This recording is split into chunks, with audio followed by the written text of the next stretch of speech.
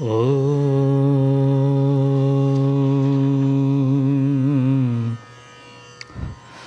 Om.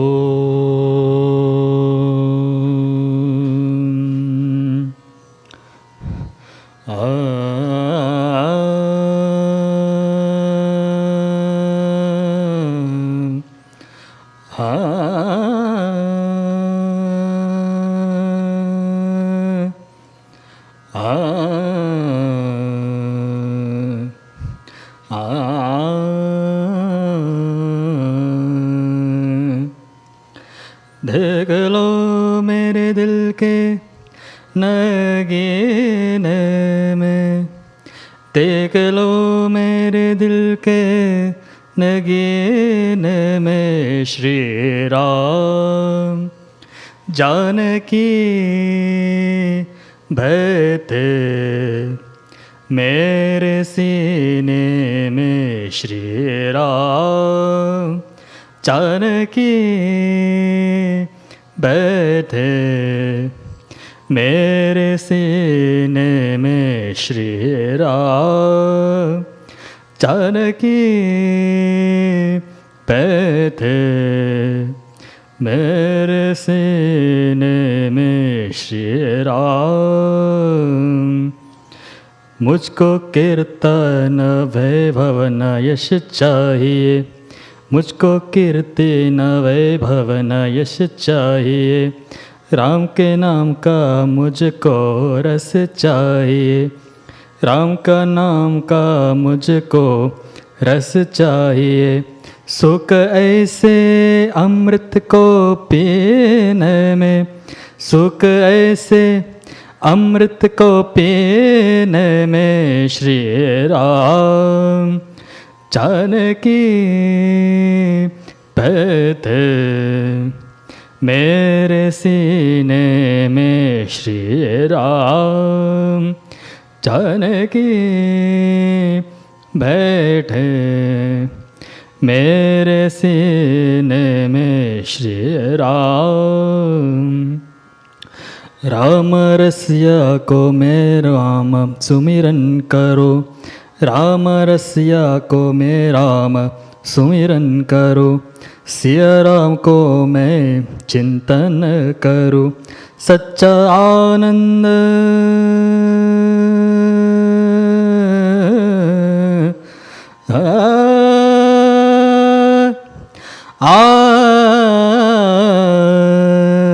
सच्चा आनंद है ऐसे जीने में, सच्चा आनंद है ऐसे जीने में श्री राम जानकी बैठे मेरे सीने में श्री राम जानकी बैठे मेरे सीने में।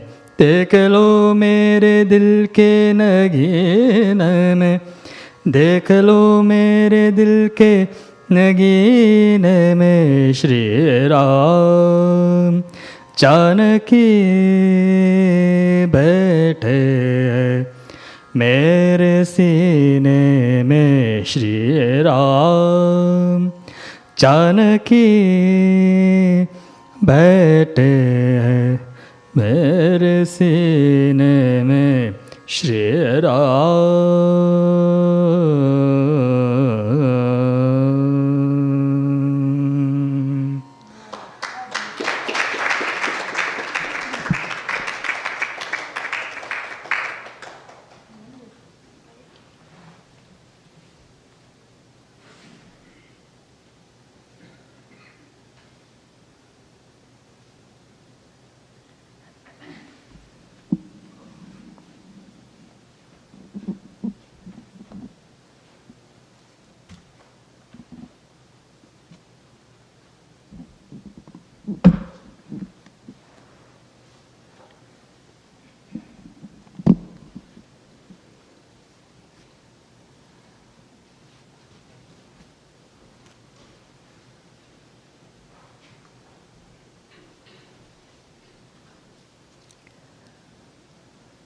ॐ Sahana Vavatu Sahanau Bhunaktu Sahaviryam Karavavahai Tejasvinavadhitamastu ma vidvishavahai.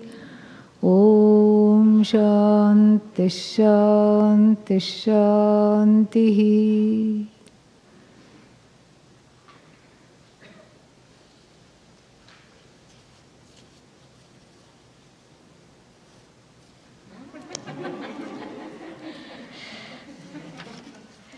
I'm not looking at them. So, this way it is in the hands of Ishvara.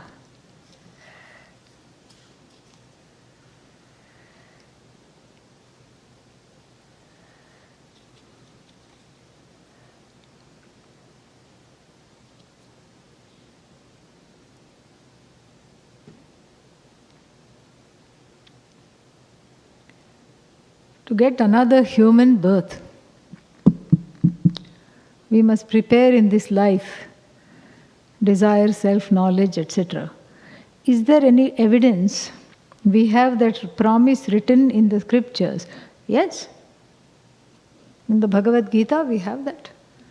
In the 6th chapter, Arjuna, who has listened very well up till now, but still his mind has brain fog from thinking about the war with Duryodhana and company. And he knows he has made an effort, but not enough.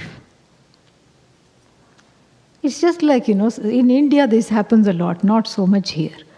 A person goes to the doctor, and if they have an ailment they don't want to talk about, because the doctor, everybody, in small towns, everybody knows everybody. Yeah, so the doctor is married to your cousins, sisters, brothers, somebody or the other.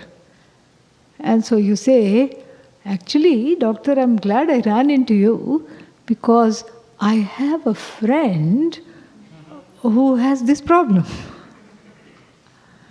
I have a friend who has some kind of an issue. But actually what? It is that person only. There is no friend. It is their own problem, not the friend. So, like that, Arjuna asks towards the close of the 6th chapter. Ayatihi shraddhayopetaha yogat chalitamanasaha kangatintata gacchati chinnabhramiva nashyati kim. Please tell me, there is somebody who is ayatihi. Yatihi means yatnashilaha, the one that has put effort. That is called yati. In America, they have a strange spelling for yati. Y-E-T-I. Yeah, yeti or something like that. Some kind of a mythical figure. For us, a yati is not a mythical figure. It is what you should have been long ago. Okay? That is yati. Someone who is making the correct kind of effort in the correct kind of way with the correct kind of direction. Yatihi. And here he says, ayatihi means not yati, has not put enough effort. The nanj, pratyaya, the negative particle a in the beginning, is not, not put any effort. It is alparthe nanj, meaning, it is put some effort but not enough. Like when you say, what kind of a food is this? It has no salt. It's not that it has no salt. What is it? Not enough salt. Here, that is in the sense of less effort. Ayatihi, but what? Shraddhaya upetaha, filled with shraddha, like our totaka, filled with devotion, filled with reverence. Yogat chalita manasaha. Someone whose mind has been derailed from the yoga. Which yoga? Karma yoga. Which yoga? Jnana yoga. From the knowledge, from the lifestyle, the one who has been hijacked by raga and dvesha, our two friends. And what will happen to such a person? Meaning, after death we have to supply. Kangatin tata gacchati. What will be the fate of such a person? Chinnabhramiva nashyati kim. Will the person be like the fog that dissipates when the sun rises? And Lord Krishna gives a beautiful answer. He says, Shuchinam Shrimatam Gehe Yoga Bhrashtha Abhijayate Athava Yoginam Eva Kule Bhavati Dhimatam. So, that person will be reborn not as a pet, but as a human being in the house of people in a house of pure-hearted people, in a house that is abundance, that has a lot of abundance. Meaning, sometimes what happens if one has to have the burden of being the sole breadwinner or something like that, then it is very difficult to follow this path. It's very difficult to find time for study or be inspired, whatever it is. And so here, this is what is talked about, is that this is a person who is whose household is very abundant, and they don't need any kind of, they don't have any obligations and responsibilities. Yogad chalita manasah. And then so he says, in such a household, yoga bhrashtah, the one that has fallen off the yoga rail, derailed from yoga, jayate, is born. Otherwise is straightaway born to jnanis. Born to people who have this wisdom and who have this understanding. Yoginam eva kule is born to the family line of jnanis themselves. Meaning somebody in the family is a jnani, that person will also pick up the thread. That sangati, the thread will be purva janma sangati, the thread from the previous life is picked up and followed. So we have that in the Bhagavad Gita. We also have the authority in the Kathopanishad and other Upanishads. Yonimanye prapadyante sharirattvaya dehinah sthanumanye anuyanti yatha karma yatha shrutam. So they gain various birth canals depending on their karma and depending on what the Shruti says and how much they have studied, how much they understand, all these things. So they gain the yonis of human yoni, meaning they are born as human beings, or they are born as trees, sthanu, unmoving, mushroom, all these things, So, according to their karma. So, there is definitely scriptural authority for that.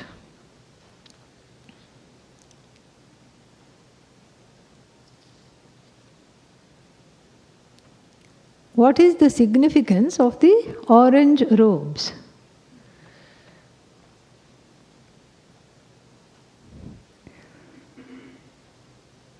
So that we can be fed.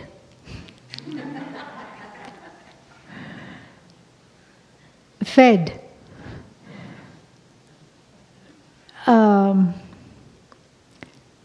Well, the orange is the color of the rising sun. And the color of the rising sun is equated to self-knowledge. And so, it's more of a reminder for you, meaning the one who is wearing it, rather than for the world. Because in America, orange has a different significance. If you're wearing orange, construction worker. Yeah. on the highway, because that's the one that is seen very, the orange color stands out. Yeah. Or in some states, jail inmate. Ah. Inmate of the penitentiary. And what about the Swami? Inmate of the zenitentiary. Yeah. That's the only difference. So, orange has different significance.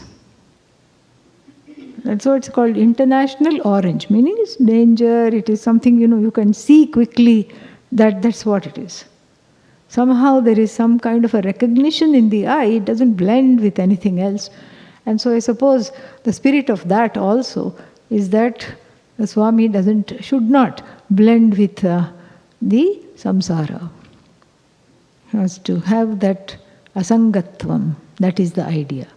And as you know, I don't know if we'll get that far in the text, but in the Jivan Mukti Viveka, Swami Vidyaranya says that one particular kind of sannyasis, they even give up the orange robes. They go back to white. But then, it's just so much whatever. Again, you're identifying with white, then you're identifying with orange. So these days, one has dispensed with all that. You stay with the orange.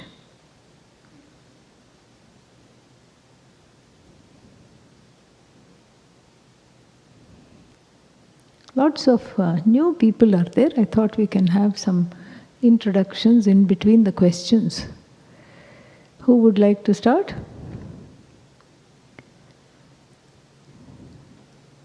The one who's looking everywhere around? You? Yeah. Namaste everyone. My name is Ram. Wait, I can't hear. Yeah. Namaste everyone. My name is Ram Desapatla. I'm from Houston, Texas. I just graduated college. And this is my first time in the Arshavidya Gurukulam. What brought you here? I've been a student of Vedanta for the past few years. And before I go to law school in the fall, I wanted to be able to have an experience at an ashram to reflect and build more wisdom and center myself. So I was looking online at some of the different opportunities, and my father recommended the Arshavidya Gurukulam because he listened to some lectures by Swamiji in Singapore when he lived there. And so that's when I applied and came here. Very nice. Who have you been studying with? So the first guru who I had was late in high school, was from the Chinmaya mission.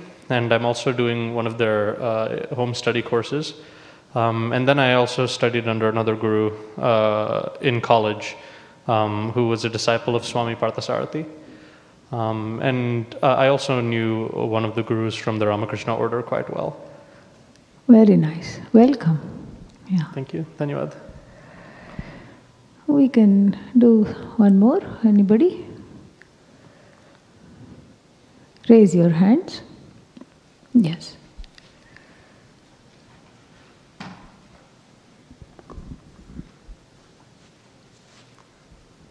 Pranam Swamini ji and good evening everyone. My name is Baijanath Agiwal and next to me is my wife Rosa Marcela Agiwal. We live in Queens, New York City. We're coming to ashram since 2011, but we start coming more to attend the camp last year. So I believe this is my 4th or 5th camp. There's a lot of learning here. Wonderful. Welcome. Thank you. You want to say something? No? Okay. He has said it all. Yeah.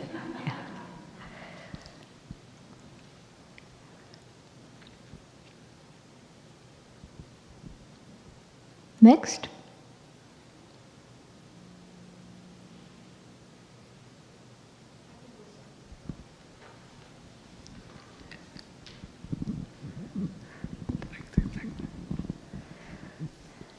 Swaminiji, Hari Om. My name is Kalpana Parikh. I live in Maryland, and this is I have met you 2019. I remember. And due to COVID, I have been following you and your talks and Gita Bhasya and everything online. So just knowing that you were coming here, we had to come here and be Very part of nice. the retreat. Yeah. You are the one who is leaving me notes on YouTube. Yes, Yes. I am. I have sometimes questions, and I do ask on Yes, yes. YouTube. And Very nice I am questions. it is a blessing to get answers from you back so soon. It's always nice. But I'm just blessed to be in your presence for next 1 week. Yeah. Wonderful. Welcome. Thank you.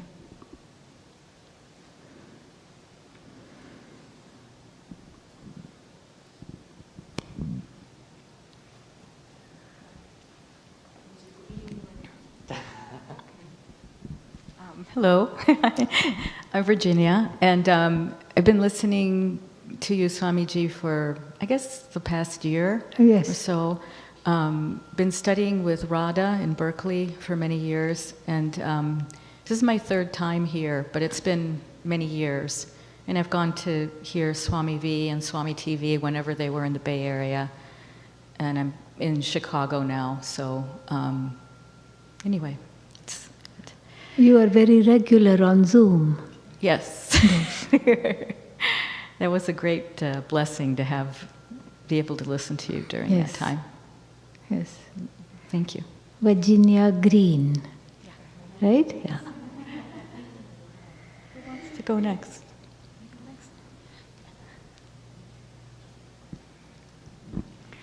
Thank you. I'm a friend of Virginia Green's. I'm Sharda from San Francisco, and this is my first time here. I had darshan of Puja Swamiji in Coimbatore, but this is my first time here in Saylorsburg. And like Virginia, I'm studying with Radha Whitfield in California, and have been following you, Swamiji, online through Zoom. So grateful for Yes, you the are classes. also coming in on Zoom. Yes. Yes. And she spells her name with a small s. Yes. Am I correct? Yes, Yeah. exactly. It's quicker. Would you like to go next? No? No compulsion. There are few more days. Okay. Yeah. You want to go? Yeah, she wants to go. Jana. Hi, my name is Jana, and I live 2.5 hours from here. And I first saw Swamiji in the Bahamas in, I think, 2019. And then I was following her on her presentations from the Bahamas, and saw her this past February, and walked with her on the beach. And don't ever try it because you can't keep up. You have to run, literally run. But anyway, I want to try, get in shape and try that again. But anyway, so then I met Pratima this past year in the Bahamas, and we've been chatting every week or more and reading the Bhagavad Gita together, and it's just wonderful, wonderful, wonderful. And she turned me on to Swami TV, and so I listen to both of you every week. And anyway, so at first I thought, this is my first time here, and at first I thought I would, because I work 20 hours a week, and at first I thought, oh, I'll just come for the weekend. And then I thought, no, I'm going to come for the whole time. And, and when I left, I said to one of my friends, I don't know what I'm doing, but I'm going into the unknown, and that's what I'm doing. Unknown yet strangely familiar. Yeah. Isn't it? Yeah. Deeply familiar, but unknown. Yeah. Yes. When Jana met me, she said, my name is just missing one letter. If there had been an N after the J, I would have been Jnana.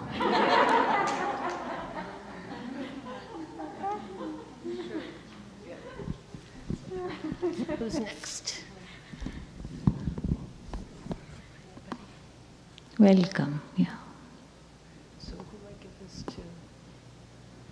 We will do some questions if people are not ready to do this, because we can do it another day, no problem. In the dream world, I don't know that it is a dream. Only after waking up, I know it is a dream. But in the waking state, we live in this as though reality. There is a transactional reality and a real Sat. How to overcome that duality? This question is answered with a question. What duality? What duality? Dhyayati iva. Mandukya Upanishad says, Dhyayati iva. Lelayati iva. This is, this is something everyone can relate to. You're sitting and meditating, and you have a wonderful experience. Wow! Oh, what a lovely thoughtless state I am having. Does that remain a thoughtless state now? No. Because the articulation of the thoughtless state is in the form of thought. So that immediately follows with a small spurt of sadness. Oh, it's gone. Oh, I got distracted. I was meditating so nicely. Now I am so badly distracted. Upanishad Karika says, Dhyayati iva. You were as though meditating and you as though got distracted. As though. The as though is our staple food. As though for breakfast, as though for lunch, as though for dinner. That is the key to sanity. Because there is no divide, real or otherwise. It simply is. And it is in many, many forms, with many, many names, with many, many ways of being. And that it is I. T silent from it. What is left is I. What is I, and it's all I. So, this is, in the dream, sometimes you know it is a dream, sometimes you don't. There is many kinds of dreaming. There is lucid dreaming, there is all kinds of things. So sometimes you know it's a dream, but even if you don't know it's a dream and then you wake up, but in the waking state, how to see everything as a dream? You don't have to see it as a dream. The dream is just an example. It is a upalakshana, it is a udaharana, it's an illustration. So you don't have to see it as a dream, but you have to see it as, you learn to see it as though. As though. And this way, this is nididhyasana really. This is what is contemplation. Contemplation does not really produce knowledge, because only Shravanam, listening, does. Contemplation basically removes what is called viparita bhavana, a behavior that is opposite to what I know. I know I am free, yet I act as though I am bound. I know I am not a victim, yet I constantly feel victimized. I am attached to victim stories, and there is a morbid satisfaction in feeling sorry for myself. Correct? So this is basically what that story has to be interrupted. These stories that we tell ourselves has to be interrupted.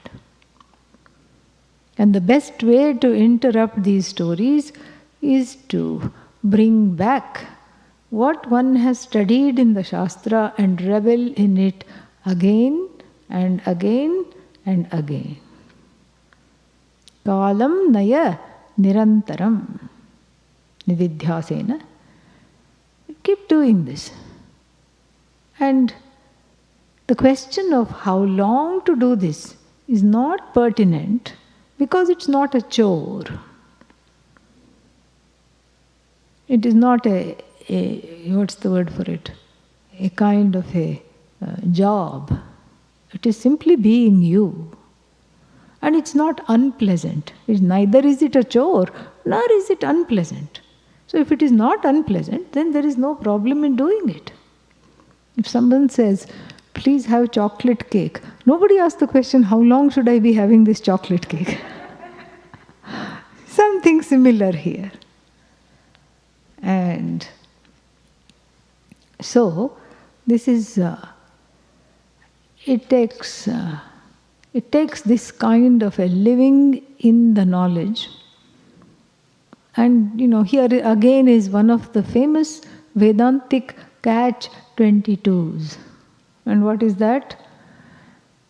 I need to contemplate in order to overcome oppositional tendencies. And then, unless, but then to be contemplative, I should have already overcome oppositional tendencies and habitual patterns. So where to start? That's why when we teach guided meditation, it includes a little bit of baby contemplation. Because only the contemplative can contemplate, because even though to contemplate is a verb, it is not an action, it is simply being you. I contemplate is the same thing as saying the sun shines. The word shine is a verb, but really the sun cannot help shining, it is its nature. So same thing with contemplation.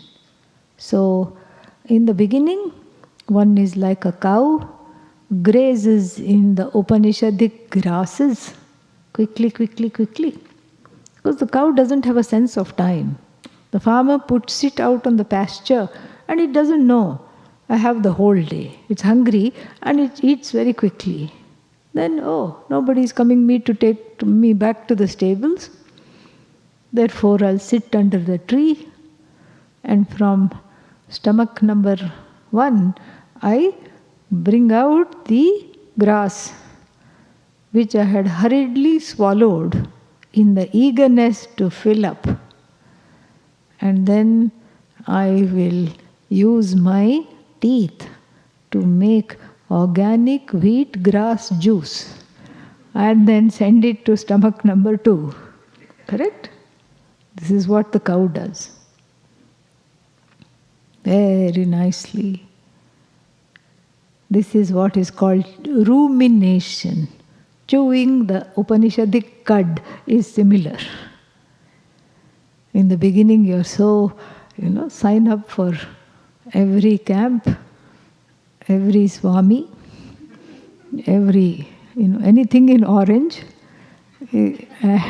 So much so that one is prostrating in front of a cone and, the kind that you find there. So much Shraddha, so much Bhakti, so much eagerness.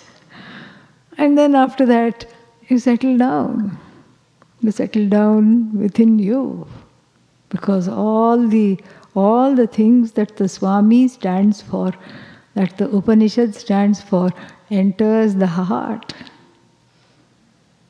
And then you are able to bring it out. You're able to be that. And this is what it is advised to do. You can start simply. Asangoham, asangoham, asangoham punah punah. In uninvolved I am I. Uninvolved I am. Uninvolved I am. Repeatedly. Again and again, I am uninvolved. Satchidananda Swarupoham. I am in the form of Satchidananda. Aham avyayah. I am indeclinable. I am not subject to any kind of a change. So for various things you can have you can have a nididhyasana.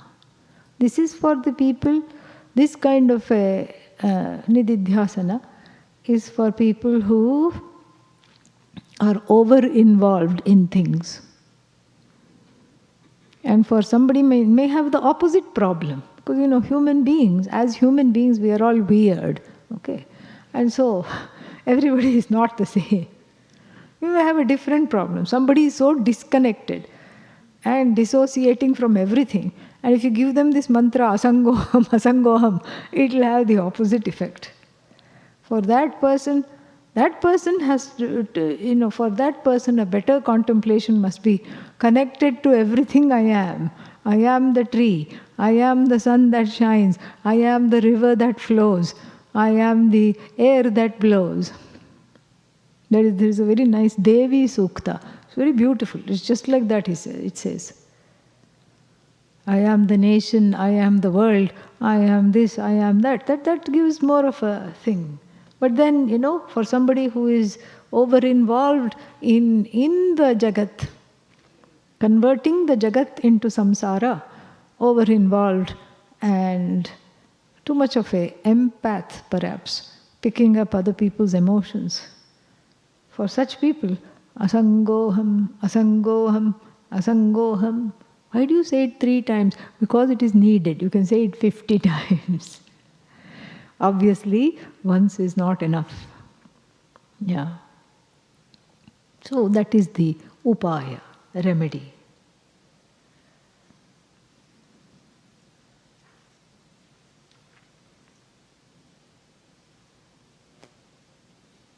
Anyone else feels like introducing themselves?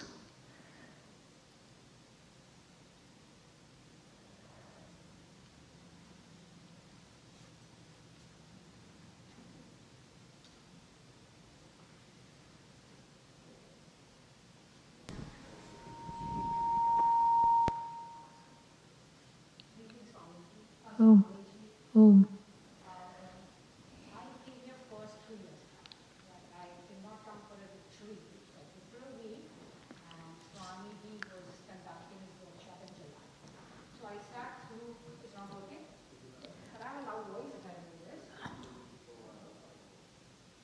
Thank you.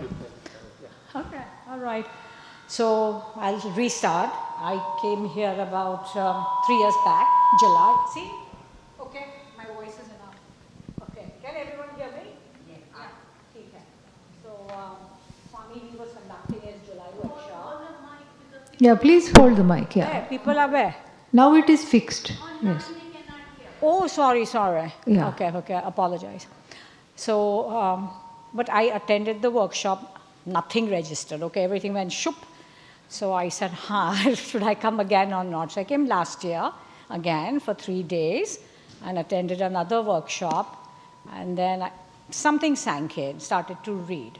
And this time my friend Kalpana, we were good friends for about 40 years, she said, I am going, are you coming? And I said, okay, I'm coming. I'll come for the whole thing and see if I understand it that time. So here I am. So that has been my journey bringing me here. I mean, I've tried various things. I'm a practicing Buddhist right now, but I want to see whether Buddhism has taken things from Vedanta, which I feel it has. Most of their principles are very much based on this principle. So I've just come to sort of understand.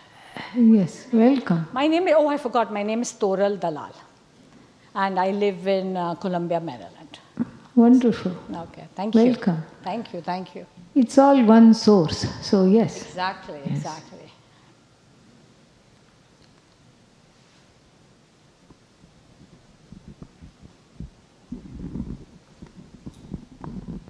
Give it to these ladies here in the back.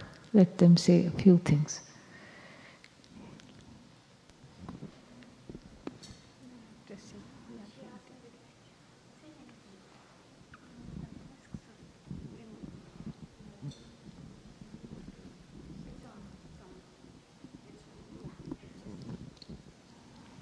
Namaste. I'm very happy to attend these classes, and that's it. Name, tell your name. My name is Bhagyalakshmi Koburu. Wonderful. I came from Virginia, Herndon, Very nice. and I'm enjoying all the classes. Good. And the worship and everything, all the company, everything I like. And I wish to come again.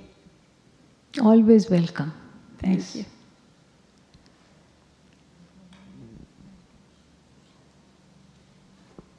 My name is Manorama Patri. I also came from Virginia. I don't know anything about this ashrama or anything. My daughter asked me to go and first you see, if you are interested, I will send you again. So, Very nice. so I came. Clever daughter. Mm. So now I am enjoying. Welcome. Thank you. One thing I forgot to tell. Yes, what she told, my son and daughter, they sent us here. And how they collected these news and everything, I don't know. She is my son's mother-in-law. Wonderful. Very nice. Great coordination. Yeah. We stay together. Yes. Always. Very nice. That's it. What a nice family. Thank you.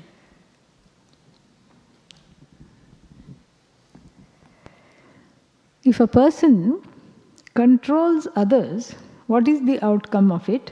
Is it positive or negative? The question is for who? It may be positive for the person who is controlling, because that's what they want to do. But it may not be positive for the person who is being controlled or getting controlled. Correct? So that is always a question for whom, because it changes. Well, truth be told, it's not very nice even for the controlling person.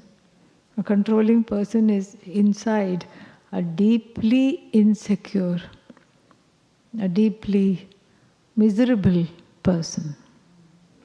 Because a controlling person wants to, is so insecure that they want to alter their external circumstances, and in order to be comfortable, in order to be secure. We just keep dreaming. It's never going to happen. You can never alter your circumstances. And that becomes very, very clear. Nothing can be altered. And that which you cannot alter, what we do here is put at the altar, which is Bhagavan. You get altered, that's what it is. The situation will not change. That's why people ask, there is a frequent question, which I am answering right now, in the hope that it will not come in the next few days. What will Vedanta do for me? Will my debts go away? Will all my problems go away? What is the answer? No. It will make you feel freer and bigger to be able to have more problems and not be worried about them. When you become big, problems become small. It's like that book, Gulliver, in the land of the Lilliputs. Everything was small. And when he was washed ashore, the story goes, he was unconscious. So they took every hair from his head. For them, every hair was a rope. They were so tiny. And then they, nailed it to the ground.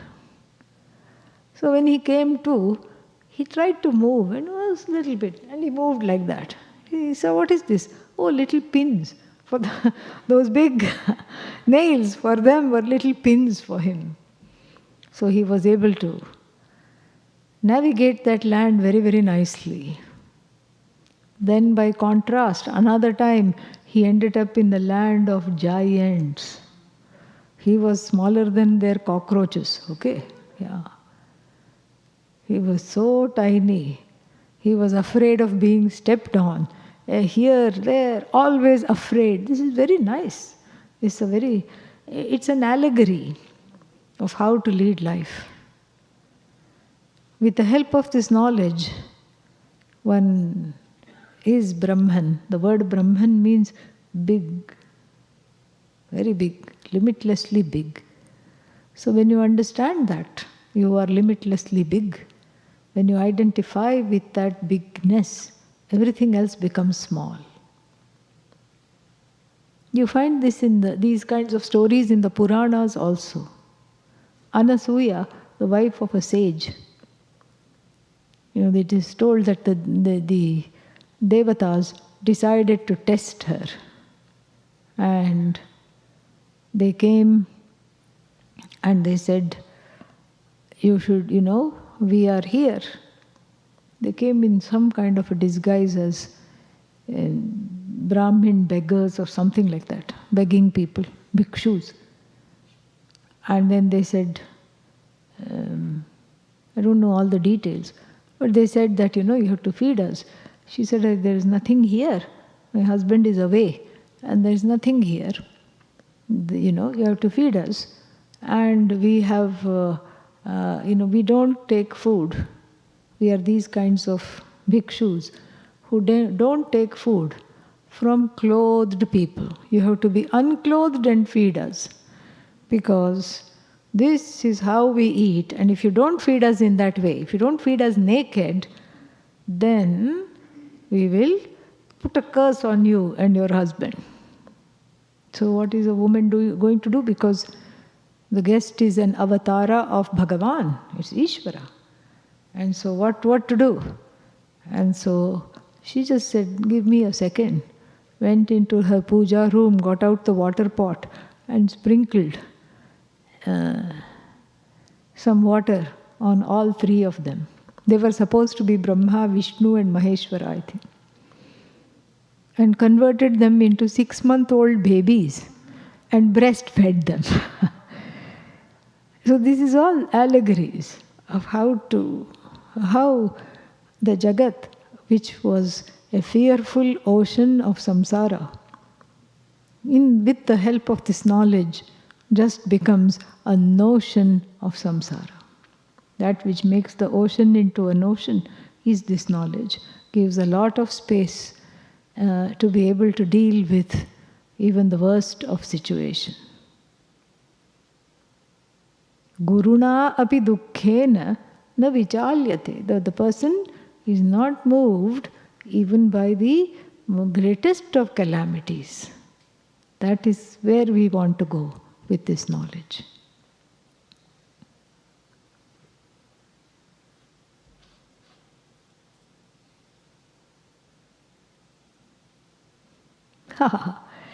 If the point of a relationship like marriage is to outgrow it, then why should one enter into it at all? Isn't personal growth easier without commitments like marriage and family life? The short answer is no. No, not necessarily. It depends on who is asking, really. It depends on one's own inner maturity. So why marriage? If you are supposed to get out of it, why get into it? That is my question too, yes. If you are able to live, you and the sky, without needing anything, not just, I'm not talking of even material needs, but emotional needs, like comfort, validation, all these are needs. If you're able to live without all that, then go ahead. Because the sannyasi, as we'll find out in the Jivan Mukti Viveka, the sannyasi is not supported by some institution. Sannyasi is just free. And whatever comes, they take. That is what it is. There is no monthly stipend the sannyasi is getting. And so, this has to be remembered. So, if one is ready, yad aharam virajet. Yad ahara virajet, tad aharam eva pravrajet. Jabala Upanishad, which we will see, says this. The day you feel like walking out, don't say, I think I'll rethink this and get up tomorrow and decide what to do. What is one thing we know about tomorrow? It never comes. Therefore, the Upanishad knows this very well. Therefore, the Upanishad says, the moment, the day you feel like walking out and you know this is not for you, walk out. Lest the courage is gone. But whether you are in the relationships or not, you still have homework to do. There is still the homework to do. And what is this homework? Inner growth, inner maturity. For that, the institution of family, marriage, children is really irreplaceable. Marriage is for growth. You say it is easier to grow, carrying a water pot and going off to the Himalayas. Not necessarily. That growth is actually, stifled. One thinks one has grown, but nobody is there to rub you. Nobody is there to push those buttons you never thought you had until your children became teenagers. You never thought you had those buttons, but somehow now you know. The point is to become buttonless.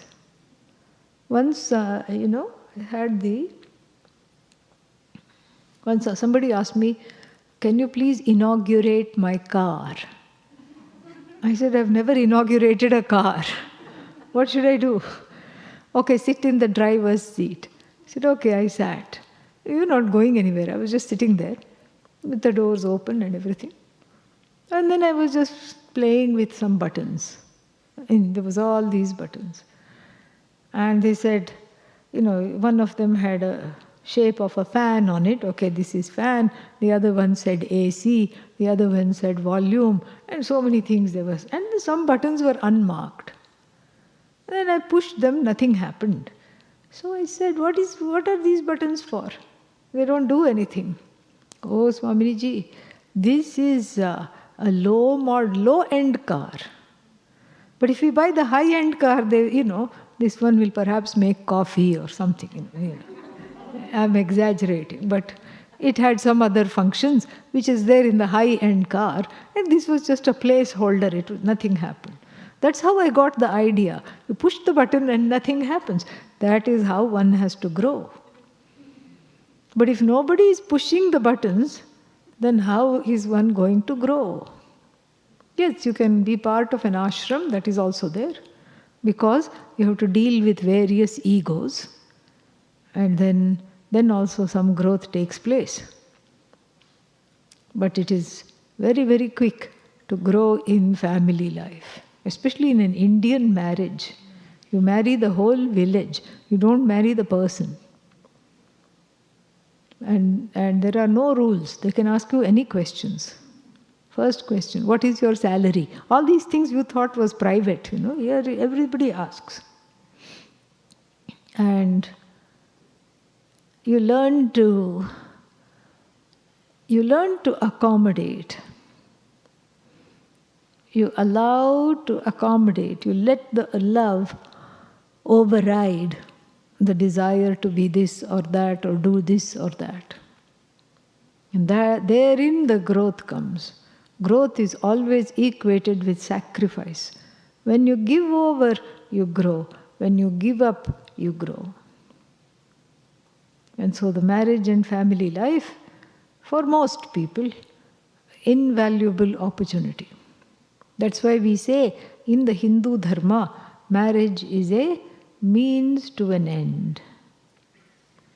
If marriage becomes the end, it will end. Yeah. Marriage is not an end. It is a means to an end. Even in the whole wedding rituals, this is there.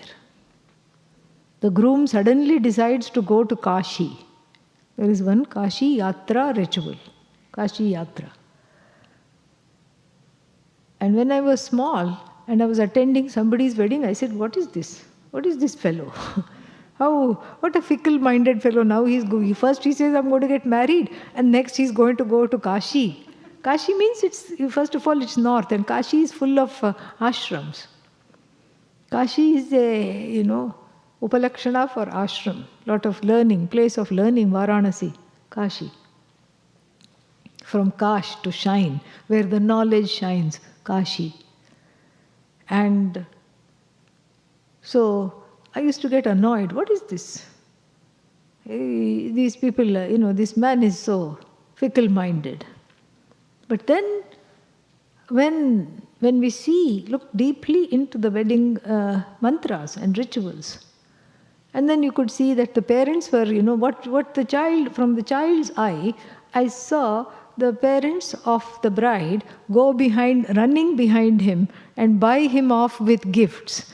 They gave him a watch, they gave him some clothes, they gave him a decorated coconut and an umbrella. Not very useful, the decorated coconut, but I suppose, it's all part of the tradition. So then he says, okay, he's bought off. And then he comes back. But actually, the appearances are deceptive. He says, I'm going to Kashi because he says, just like this question, if the whole point is to outgrow, then why should I marry? Let me go straight to the knowledge. This is exactly what this one says, Arjuna says. Of course, Arjuna is already married, but he says, why should I fight this war? If knowledge frees and karma binds, then why are you putting me through this terrible karma? Why shouldn't I go? Why shouldn't I go straight away to Rishikesh, from Delhi to Haridwar? No, not a long way. I can do this. Kurukshetra was outskirts of Delhi. So, everybody asked this same question. Well, Arjuna also says, why are you putting me in this? It's all about the readiness. Readiness is 9/10 of the knowledge. 1/10 is the knowledge itself. Preparation is everything. If you are prepared, go for it. So here in the wedding ritual, what is happening is that the parents of the bride do not say, don't go to Kashi. They say, the journey to Kashi and what it represents, moksha, the knowledge of freedom, etc., is too arduous to undertake by oneself. Take our daughter with you. She also wants to go. Both of you go together. This is the essence of the Hindu marriage. Both are headed in the same direction, and you make the journey light by the companionship and the help, ideally speaking. That is the idea. But on a practical term, usually one is married to somebody who does not like Vedanta at all, or who doesn't know what it is and doesn't care to find out. That is also okay. Then you can't say, oh, but the scriptures said we go on this journey together and you are not together. You can't feel disappointed. Why? Because they are helping you study even more by not participating. Yeah. So, nothing to replace that way in which it's like a polarity, that polarity massage of likes and dislikes and adjustments, eating your disillusionment and disappointment, sacrificing what you want for the sake of the family, so many things. All that is growth. That is what it is. Once I asked Pujya Swamiji, long back, I said, you must be knowing so many jnanis, so many people of knowledge. Everywhere you travel so much. Where are they? So many other jnanis you must be knowing. Where are they? what do they look like? And his answer surprised me. He said, mainly they are ladies who are taking care of the family and the household. I go to their house for bhiksha. I am sitting there and being served. The husband is made to sit to my right, and he is going on and on and on about something in the Bhagavad Gita, which I am not even listening to sometimes. Because he will not stop talking, he is keeping on talking. And then she serves me some rice. Our eyes meet. I look at her, and I know she knows. She looks at me, and she knows, I know, she knows. It was so beautiful. Such a moving answer. That should say everything.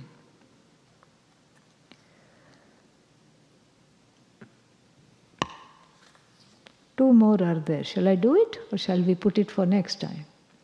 Of course, the people whose questions it is, they will say yes. Yeah.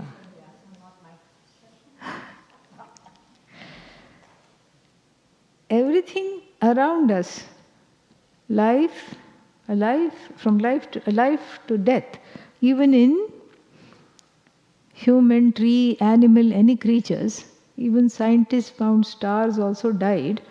Sun is going to be dead in 5 billion years. Does a scripture says, who is behind this? Bhagavan, that's all. That was easy. One word answer. Yes. Behind everything ending, behind everything beginning, all that is there is Bhagavan.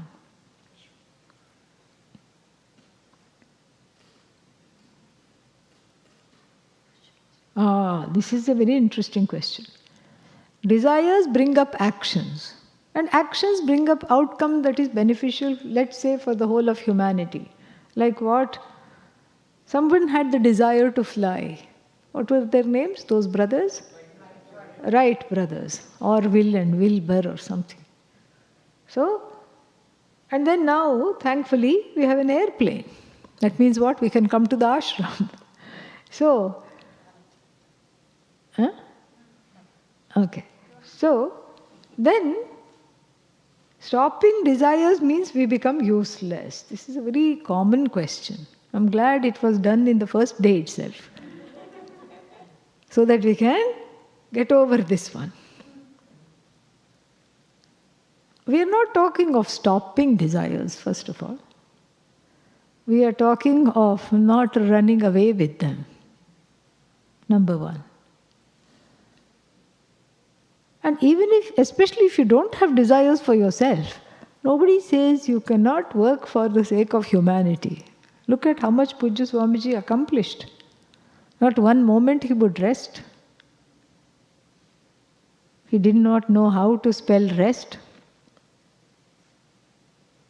Once a child asked him, when is your day off? No day off. No day off until one goes off. That's it. So, this is not... Sannyasa never has, never will, or the individual desire. Sannyasa means the individual desire for freedom never has and never will come in the way of what you call progress, technological progress. There are many reasons for it. Why? Because the people interested in sannyasa are very, very few. Extremely few. Who, some people, you can't pay them to be a sannyasi. They will still say, no, you keep your money, let me have my life. It's not easy. Very few. So if those few people drop out of, let's say, even if we say they're not working for the good of anybody, let us imagine. They're just sitting and meditating. The world is not going to become useless. Few people dropping out because there are so many people in the world. So that is one reason. Second reason is what I have already mentioned, that they have a lot of... there is more inner space to deal with the world. If your desires are taken care of. Meaning, if you have worked on those desires, and if they are not hijacking you anymore, you are free to desire for the sake of others. You're free to help. Look at Swami Vidyaranya, he was managing the Vijayanagara Empire for the sake of the people, brought about a very important Hindu renaissance. Amazing person. That's itself a big case in point. And lastly, I will say this. What progress are we talking about? Where is the progress, really? Our ancestors were far better than us. Sometimes I feel this. They rose with the sun, slept with the sun, and they, did whatever they needed to do to reproduce their lives, etc. Whereas, what are we doing now? We have gadgets. They are interestingly called smartphone. Yeah, that's one. Yeah. And that's why it got lost. Yeah. So, there are gadgets, and we call them smartphones. Smartphones means what? That my smartness is loaded on the phone. One time I asked somebody, give me your number, I'll call you later. And the person said, I don't know my number, I have to look it up on the phone. This is the state we are in. Is this progress? Really? More and more we are alienated from one another. And all the young adults, children, etc., sit at the dining table texting each other, and the mother also, great dinner, mom. This one mother came and told me, she says, I didn't know whether to laugh or to cry. The child was sitting feet away from me, and ting, one text comes, great dinner, mom.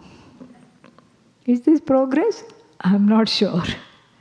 We've forgotten to talk to one another. We are making a mess of the planet. There's only one planet, and so we are scrambling to search for other planets. Goldilocks planets, neither too hot nor too cold. Is this progress? I don't know. So, don't worry. There'll be a lot more technological innovations. One more reason why there'll be technological innovations is by the reckoning of one Swami, very sound reckoning actually, called Sri Yukteswara Giri, who was the guru of Swami Yogananda, Paramahamsa Yogananda, who came to this country. So he says that that we have already entered into Dwapara Yuga. Very sound calculations he has made, because the technology is getting smaller and smaller and smaller and more ubiquitous. Think about it. First we used to carry books, then CDs, and then CDs became pen drives, and now pen drives are these tiny little chips. Yes, not the kind you eat, but these tiny chips. Yeah, we are food obsessed, so I have to make a little footnote there. Foodies.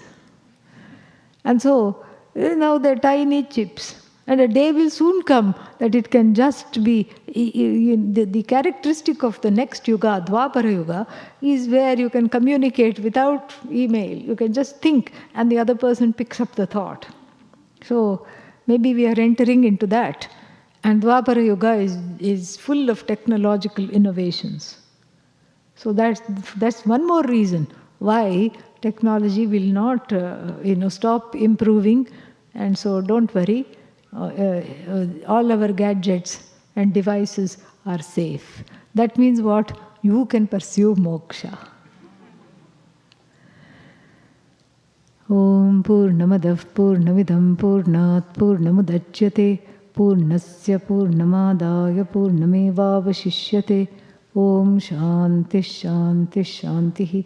Harihi Om Shri Gurubhyo Namaha. Harihi Om.